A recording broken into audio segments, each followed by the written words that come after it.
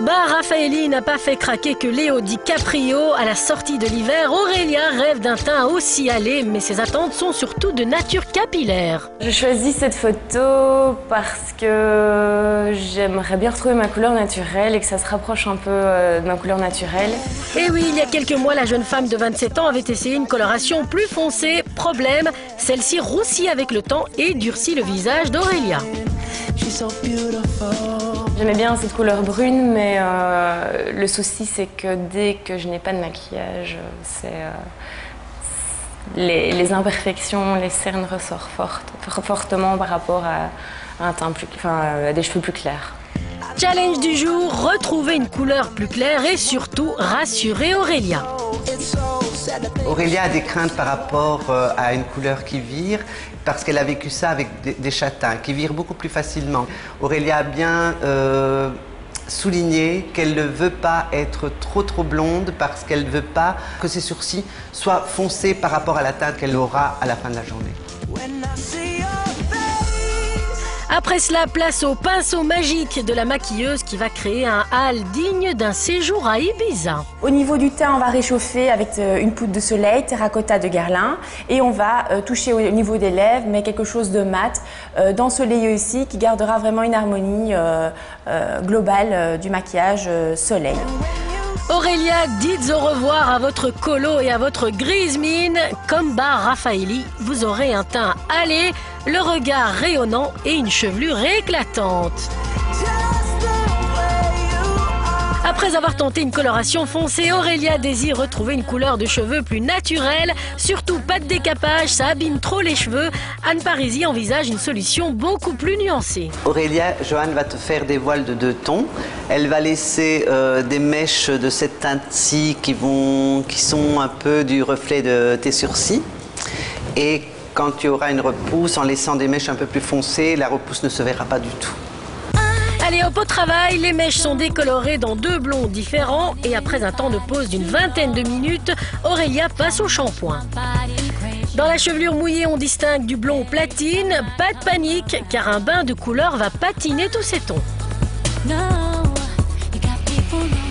Un petit passage sous le sèche-cheveux, puis sous le fer à lisser et c'est terminé.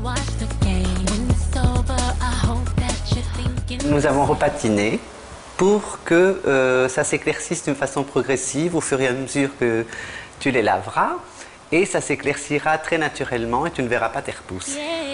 Et maintenant, on découvre comment la maquilleuse va s'y prendre pour réchauffer le teint et défatiguer le regard.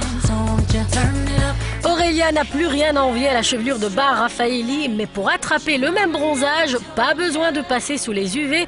Linda Nagapin, make-up artiste Guerlain, dévoile ses astuces.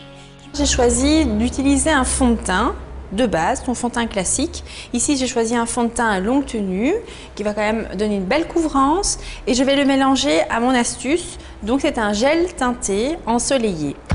Par effet d'optique, un teint plus foncé a tendance à durcir et à creuser les traits.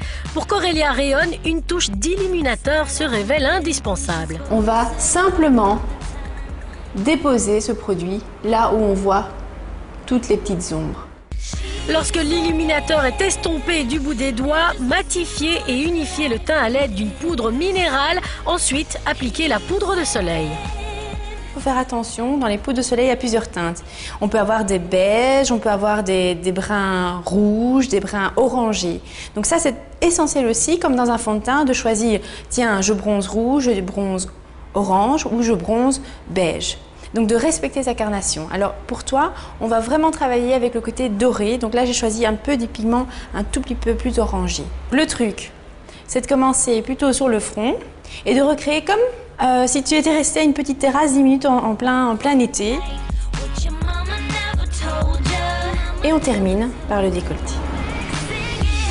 Un effet bluffant et ce n'est pas tout. On va tout de suite découvrir quelles ombres à paupières choisir pour récupérer un regard pétillant. Mais pas tout de suite. Avant cela, il faut passer par une étape préliminaire indispensable. Ici, j'utilise pour toi ici Aurélia.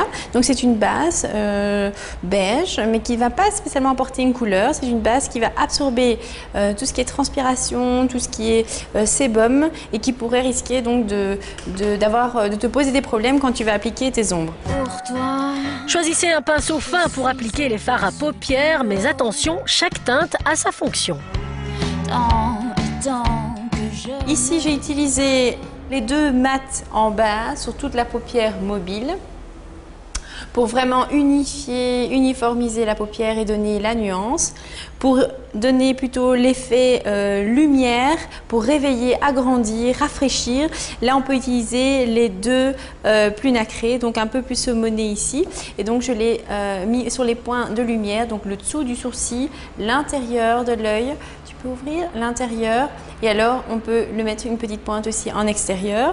Maintenant, on a terminé le maquillage de tes yeux et on va travailler avec ma petite touche secrète. Donc, c'est un crayon blanc. Parce que le crayon blanc, ça va mettre plus en valeur le blanc de tes yeux, donc mettre en valeur plus l'iris.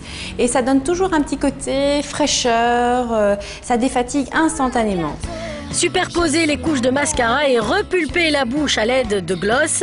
Avant de filer, il reste encore un détail à régler. Pour terminer, la touche finale, je te l'apporte avec 2 secondes avec Terracotta Spray. Et donc, il te suffira de faire un petit rond, donc extérieur, intérieur, et voilà.